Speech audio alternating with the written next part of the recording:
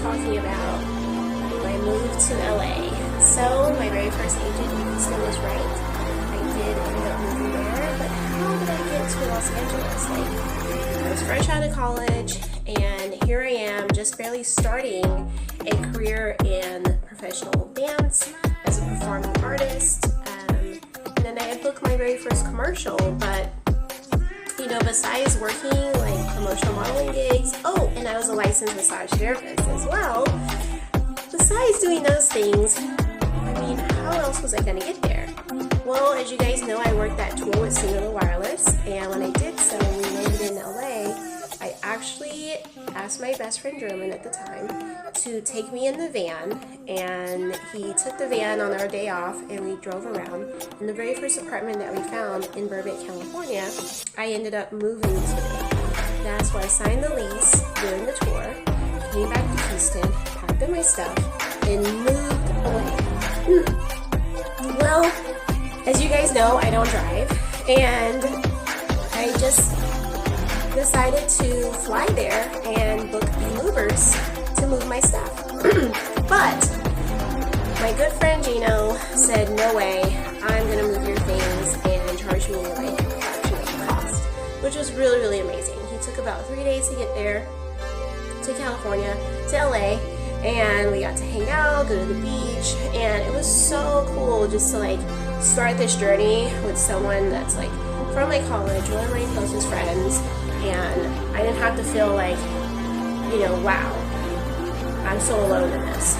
This was a huge step, you guys, and I was stepping out on a limb, trying to find an agent there in Los Angeles for acting, for modeling, for dance, and I ended up going and focusing more on dance than anything else because I was so new to modeling and acting, and I just continued to focus on dance. So I went to dance auditions, tried to get an agent.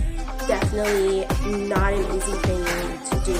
Ended up getting one, but way down the road in Las Vegas rather than in Los Angeles.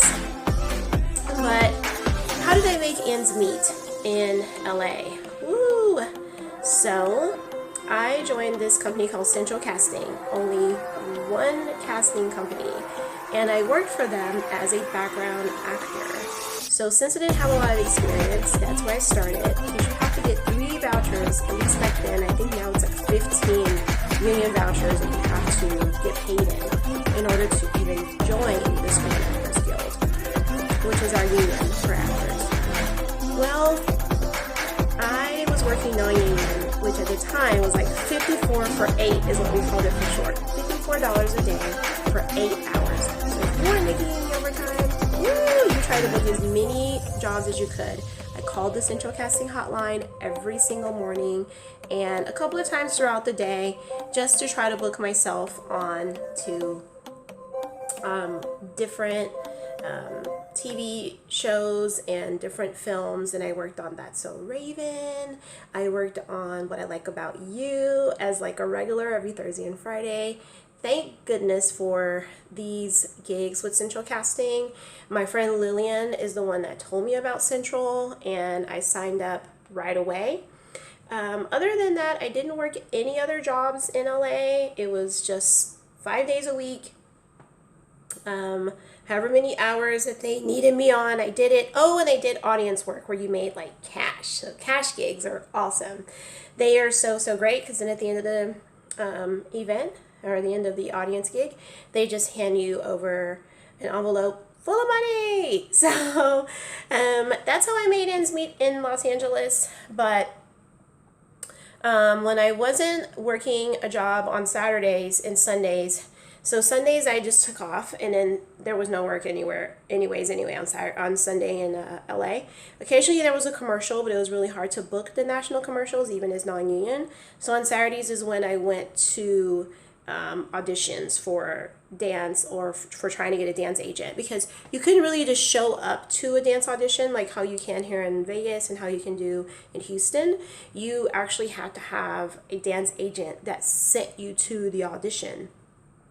And so that's what I did. I tried to get an agent, but let me tell you, these people that came to this auditions were the best of the best. They had the best hair, the best clothes, the best attitude, the best everything. They were so amazing at dance, and I was performing. I was like literally competing against like myself. You know what I mean? Because at the end of the day, like, what do you do when a bunch of like the best people come in a room? Well, now they're only looking for a certain look, basically.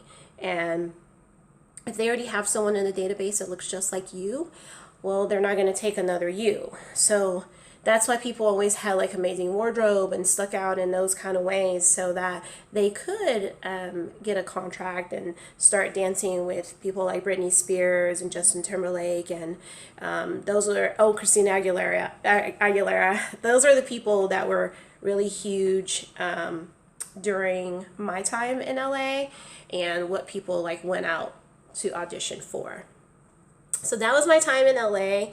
My next vlog will more than likely be about my move to Las Vegas. I was in LA for almost a year, and my friend Megan, when I told you guys about, that was on the Singular Wireless tour.